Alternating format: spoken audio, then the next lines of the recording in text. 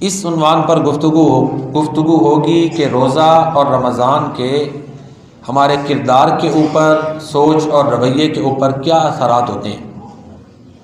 سورہ بقرہ کی ایک آیت مبارکہ میں نے آپ کے سامنے تلاوت کی ہے۔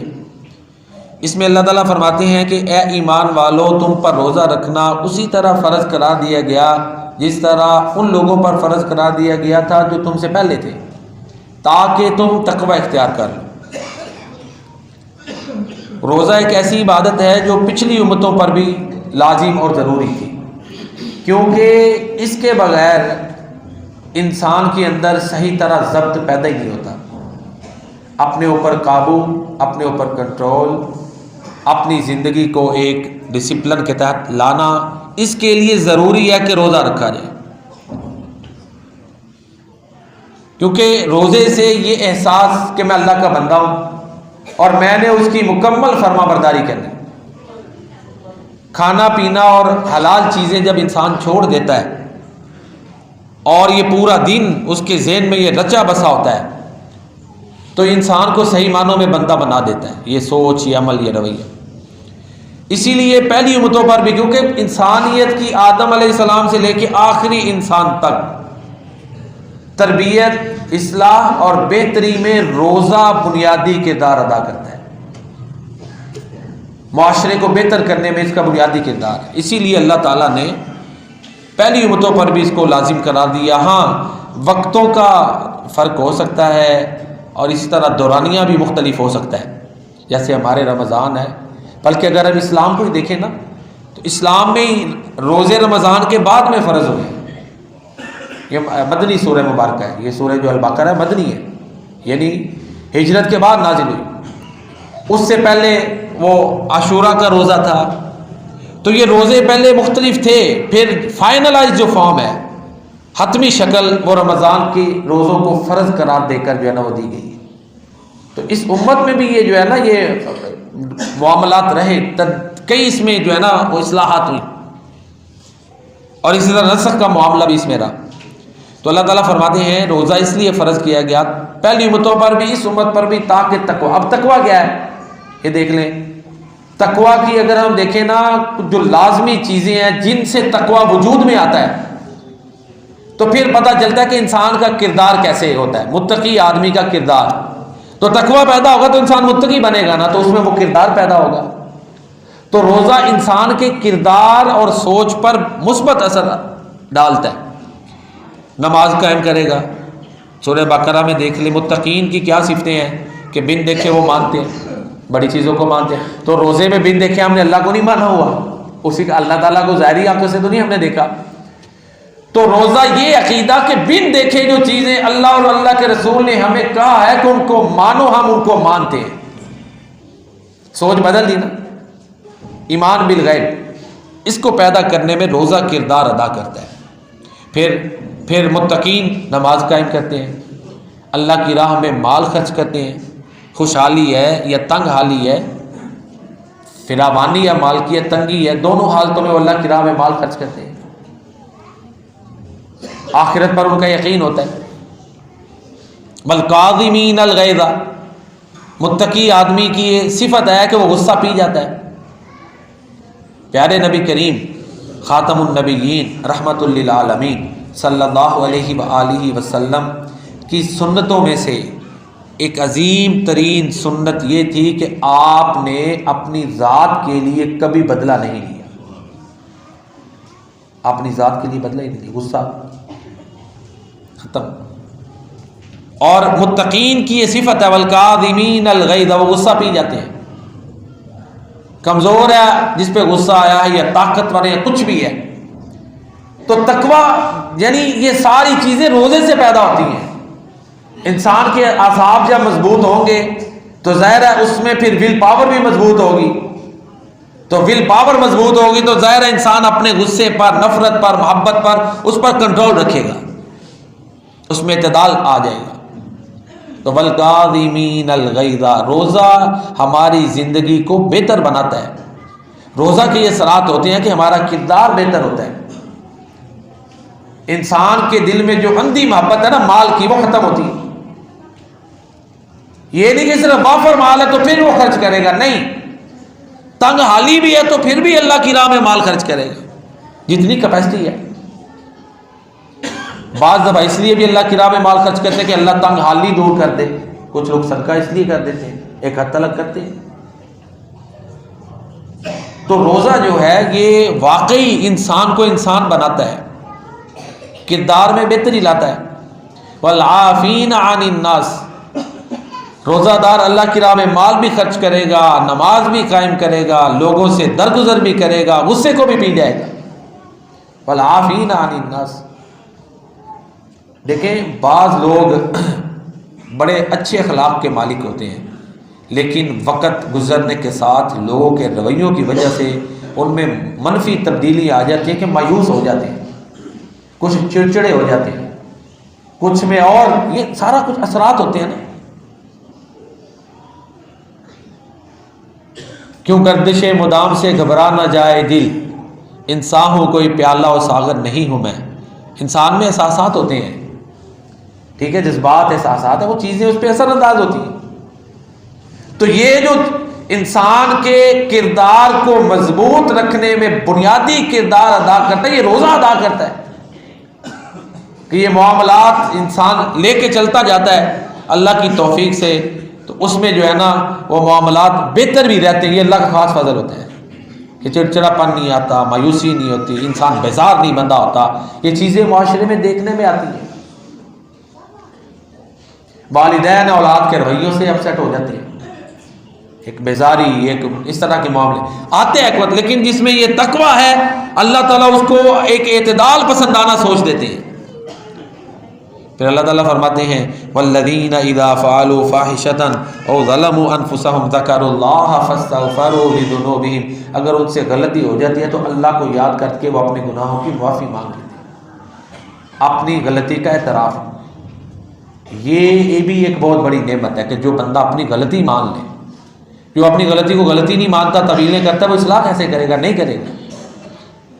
اصلاح وہی شخص کرے گا جو اپنی غلطی کو غلطی مان لے۔ تو بہرحال روزہ جو ہے اس کے انسان کے اوپر اچھے اثرات ہوتے ہیں، اس کی سوچ بہتر ہوتی ہے، عقیدہ بہتر ہوتا ہے، کردار بہتر ہوتا ہے۔ یہی یہ چیزیں، یہ جتنی مثالیں میں عرض کر رہا ہوں اسی حوالے سے ہیں۔ پھر یہ جو آیات مبارکہ ہیں 183 تا 187، ان میں رمضان کے مسائل اللہ تعالیٰ نے بیان کیے، ٹھیک ہے جی۔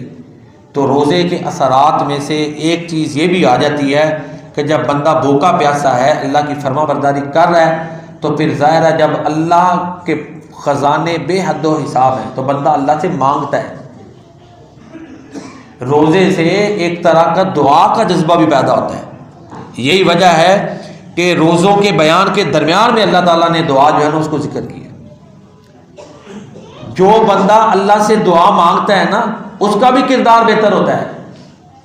وہ اس طرح کہ جب وہ اللہ سے دعا مانگے گا، اس کو نعمت ملے گی تو اس میں شکر کا جذبہ ہوگا کہ میرے رب نے مجھے عطا کیا ہے، مانگنے سے ملا ہے۔ تو اس میں یہ اس کی بجائے ایک شخص کہے کہ نہیں میں نے خود کیا ہے، اپنی تعریفیں کرواتا ہے، میں نے یہ کیا، میں نے وہ کیا، اس کا کردار اور اس شخص کا کردار کہ یہ میرے رب کا میرے پہ فضل ہے، یہ میرے رب کی میرے اوپر عطا ہے، دونوں میں فرق ہوگا، سوچ، رویہ اور کردار میں فرق ہوگا۔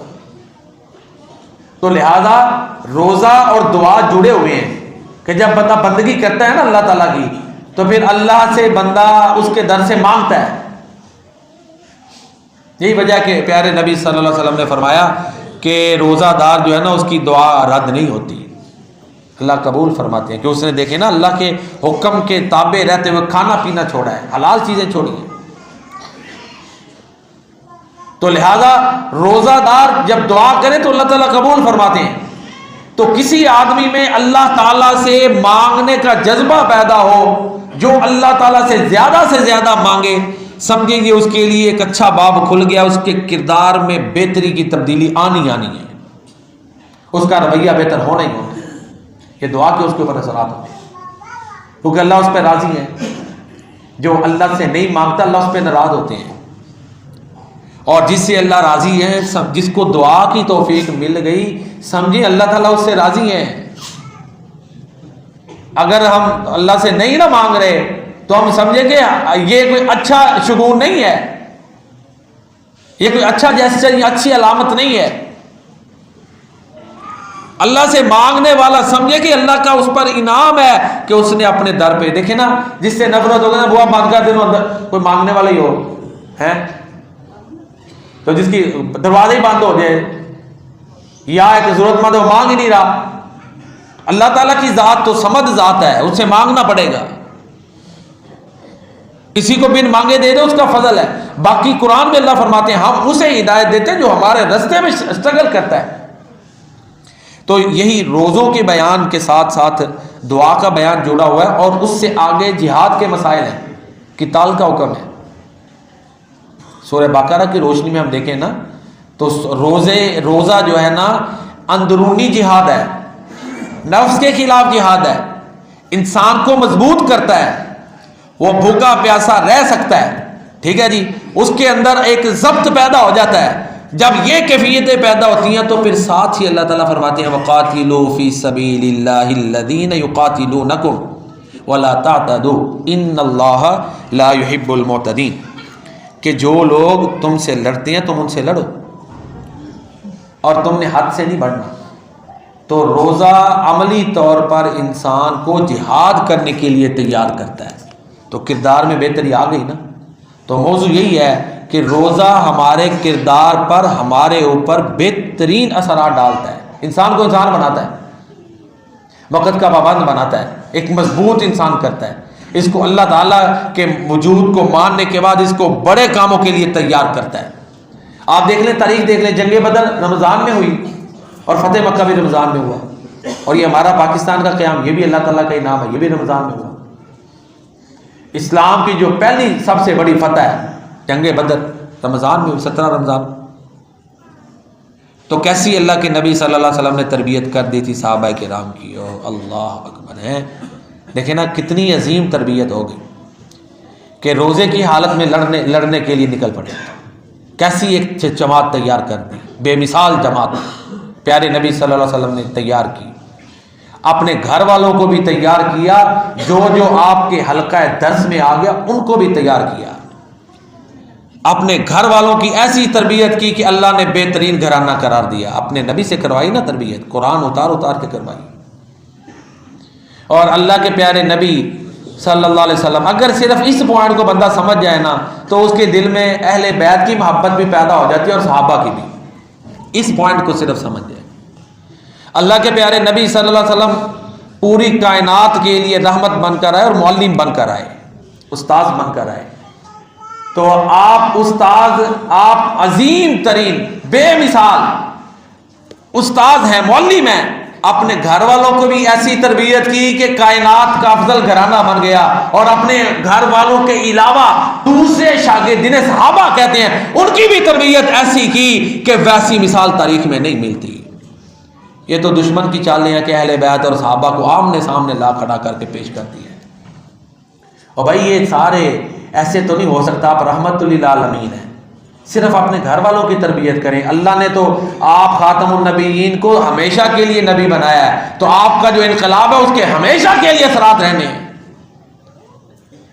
ایک دو صحابہ کرام کی جنگیں ان کو اچھال دیتے ہیں لوگ، دیکھیں نا جتنی اسلامی فتوحات ہوئیں، اپنے فلاں علاقے میں فلاں صحابی نے جا کے فتح کیا، فلاں علاقے میں فلاں صحابی نے فتح کیا، آپ خاتم النبیین صلی اللہ علیہ وسلم نے یہ جماعت تیار کی جس میں آپ کے گھر والے بھی تھے، دوسرے بھی تھے، جو بھی آپ کی شاگردی میں آیا اس کو اللہ تعالیٰ نے عظیم بنا دیا۔ چند منافقین تھے وہ پوائنٹ آؤٹ ہو گئے، باقی ایک عظیم ترین جماعت۔ تو کہنے کا مقصد یہ ہے کہ ماہ رمضان میں ہی یہ عظیم ترین جہاد ہوئے، جنگ بدر ہوئی، اللہ نے فتح عطا کرا دی، اسی طرح فتح مکہ وہ عظیم ترین انقلاب وہ بھی رمضان میں ہو۔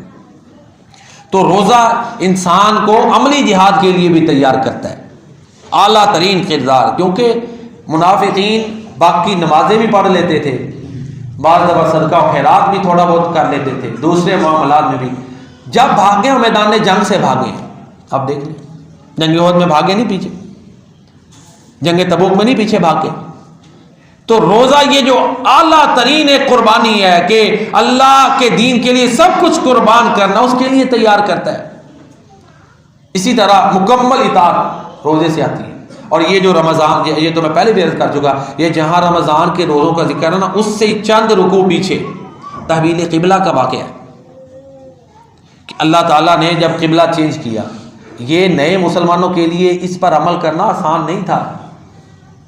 بیت المقدس کی طرف منہ کر کے نمازیں پڑھتے تھے، حکم آ گیا کہ اب خانہ کعبہ کی طرف منہ کر کے نماز پڑھنی ہے، اور یہ حکم مدینہ منورہ میں آیا جہاں یہودی غالب تھے، موجود تھے، انہوں نے بھی بڑے پروپیگنڈے کیے اسلام کے خلاف۔ پھر جب یہ حکم آیا تو دیکھیں نا صحابہ کرام، اللہ اکبر، کوئی نہیں سوال کیے کہ اللہ کے نبی اس طرف پہلے حکم تھا، اب اس طرف ہے، فوراً حکم کو مانا، ٹوٹل سبمیشن، مکمل اطاعت۔ بلکہ وہ مسجد ذوالقبلتین مشہور ہے، دو قبلوں والی مسجد ہے، اللہ اکبر، کتنی بڑی اطاعت تھی۔ ہم تو کہتے ہیں جی بس اچھا آدمی ہو تو ہم کہتے ہیں دعا کریں جی، نہیں تو کئی تو طویلیں شروع کرتے ہیں دفاع کے لیے۔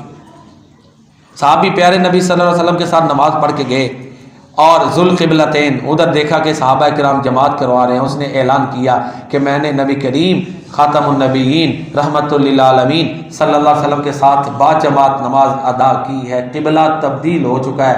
صحابہ کرام نے یہ بھی انتظار نہیں کیا کہ چلو سلام پھیر کے پوچھ لیں گے اگلی نماز جو ہے وہ اس قبلہ کی طرف، جب نہیں، ایسا بھی نہیں، جب پیارے نبی صلی اللہ علیہ وسلم کا حکم ان کے کانوں میں پڑ گیا، ان میں اہل بیت بھی ایک دو ہوں گے، باقی سارے دوسرے شاگرد تھے نا جو آپ نے تیار کیے تھے، وہ صحابہ تھے، جیسے ہی کانوں میں آواز پڑی کوئی انتظار نہیں کیا اگلی نماز کا، اسی وقت نماز کے دوران بیت المقدس کی بجائے انہوں نے خانہ کعبہ کی طرف رخ کر لیا۔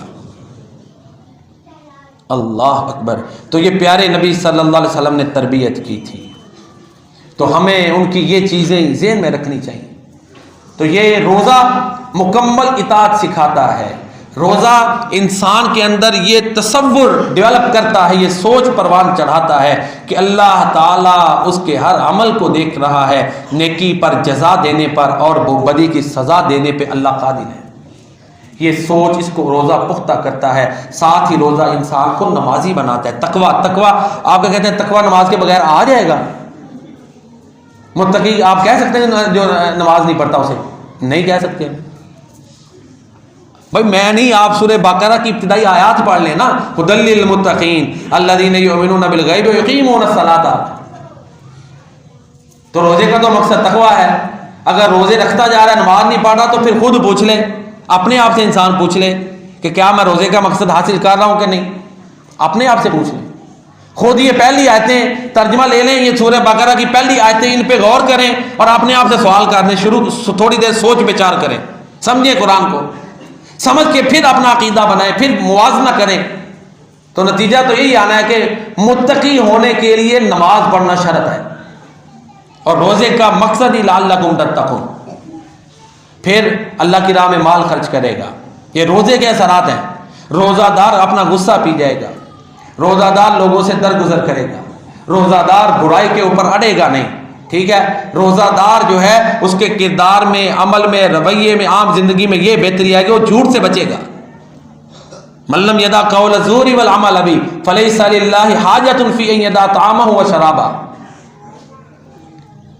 کہ جو جھوٹ بولنا اس پر عمل نہیں چھوڑتا، اللہ کو اس کے بھوکا پیاسا رہنے کی کوئی ضرورت نہیں ہے۔ تو موضوع یہی تھا، میرا خیال ہے بات واضح ہو چکی ہے الحمدللہ، کہ روزہ ہمارے کردار کے اندر بہتری لاتا ہے۔ آج 8واں روزہ ہے جی، کہ نامہ ہے نا، نامہ۔ تو ہم دیکھیں کل پہلا عشرہ ہمارا ختم ہو جانا ہے۔ اب میں اور آپ، کوشچن ہے میرے اور آپ کے لیے کہ ہمارے اندر روزے رکھنے کے کیا اثرات ہیں، کیا بہتری آئی ہے؟ کیا ہم اگر قرآن نہیں پڑھتے تھے تو زیادہ پڑھنا شروع ہو گئے ہیں؟ اگر نماز نہیں پڑھتے تو کیا ہم 5 نمازیں پڑھ رہے ہیں؟ نہیں پڑھ رہے تو میں یہ نہیں کہتا روزے نہیں ہوئے، یہی گزارش ہے کہ پڑھیں، تاکہ اللہ پچھلی وہ ذات غفار ذات ہے، وہاب ذات ہے، ٹھیک ہے، رحیم رحمان ذات ہے، لہذا وہ پچھلی کمیوں پر بھی کلمے عفو پھیر کے ان کو بھی نیکیوں میں بدلنے پہ قادر ہے، مایوسی نہیں ہے، اس کی رحمت بے حد و حساب ہے۔ مقصد یہ ہے کہ ہم اپنے اندر بہتری لائیں۔ جو میں نے بیان کیا آپ نے سنا، اللہ تعالیٰ اپنی بارگاہ میں قبول فرمائے۔ وما علینا الا البلاغ۔